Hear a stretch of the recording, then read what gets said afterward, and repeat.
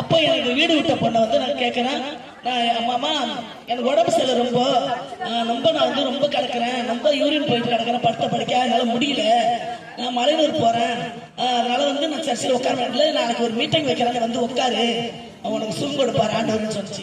இல்ல எனக்கு குளிச்சமா இருக்கு, எப்படி நான் உட்காருவேன், நான் வந்து மலையூர் போறேங்க எல்லாருக்கும் தெரியும், நான் எப்படி வந்து உட்காருவேன் எனக்கு தெரியாது, உட்காருவேன் குச்சமா இருக்கு, இல்ல நீ ஓரமா உட்காருன்னு சொல்லிச்சு.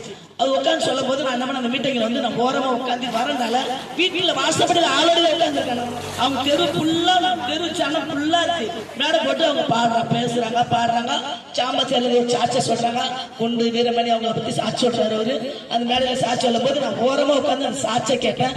என் ஆண்டவர் அன்னைக்கு தொட்டாரு, 15 வருஷத்துக்கு முன்னாடி சொல்றாரு, அன்னைக்கு தொட்டாரு, இன்னும் வரலையும் கர்த்தருக்கு வேலை. நான் என்ன பண்ணேன், எல்லாத்தையும் எடுத்து போட்டு அன்னைக்கே மாறி என்னை தொட்டு அன்னைக்கே சர்ச்சுக்கு போனோம், ரசிக்கப்பட்ட அந்த நாளும் இந்த வரலையும் கர்த்தர் எங்களுக்கு ஒரு நன்மை செய்தாரு. பிள்ளைங்க எல்லாம் ரசிக்கப்பட்டாங்க. 7 பசங்க எனக்கு கர்த்தர் கொடுத்தது, ஏசப்பா கொடுத்தது 7 பசங்க, 3 பொண்ணு 4 ஆம்பளை பிள்ளைங்க.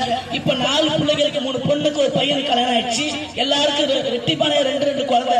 எவ்வளவு அவமானம் நின்ற எல்லாத்தையும் சகச்சேன், எவ்வளவு ஆக்சன், 2-3 ஆக்சன் எனக்கு ஆள் நடக்க என்னை தூக்கிட்டுலாம் போய் வைப்பாங்க, எனக்கு சுகம் கொடுப்பாங்க, விசுவாசமா இருப்பேன். நான் நான் வந்து அவரை பிடித்து கொண்டேன், என்னை அவர் தெரிந்து கொண்டிருக்காரு. இதுவரையும் நான் முன்னாடி விலகவே இல்லை. அவரு என்னை விட்டு விலகல, கை விடல, எனக்கு அவ்வளவு நன்மைகளை செய்தாரு. ஒவ்வொரு பிள்ளைய ரசிக்கப்பட வச்சாரு, ஒவ்வொரு பிள்ளைகளுக்கும் அற்புதங்களை அதிசயங்களை செய்தாரு.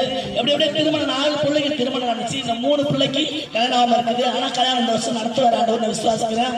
ஒவ்வொரு பிள்ளையும் அற்புதமா நடத்துறாரு. இன்னைக்கு நாங்கள் குடும்பமா, நாங்க தனியா ஒரு சபையில் நாங்க இணைஞ்சி, நாங்க ஒரு உலகரோட நாங்க இணைஞ்சி உலகங்கும் நாங்க ஊழியம் செஞ்சோம். சுவிசேஷ ஊழியம்